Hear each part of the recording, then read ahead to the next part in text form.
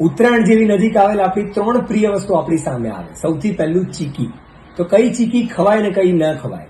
જે ચીકી હાથથી 2 ટુકડા થઈ શકતા હોય તે ચોક્કસ ખવાય. તો ઘણી ચીકી ખૂબ કડક હોય છે, ખૂબ પથ્થર જેવી ચીકી કહેવાય. એને દાંતથી આપણે તોડવાનો પ્રયત્ન કરીએ તો એમાં દાંત ક્યાંક ક્રેક કે ફ્રેક્ચર થવાનો ચાન્સ રહે છે.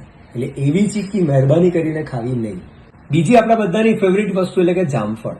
હવે જામફળ આમ તો ખૂબ ગુણકારી છે, જામફળ તો ખાવું જ જોઈએ, પણ ઘણીવાર જામફળના બિયા દાંતની વચ્ચે ભરાઈ જાય અને આપણે એને પ્રેશર આપીને ચાવવાનો ટ્રાય કરીએ તો દાંતમાં ક્રેક પડતી હોય છે.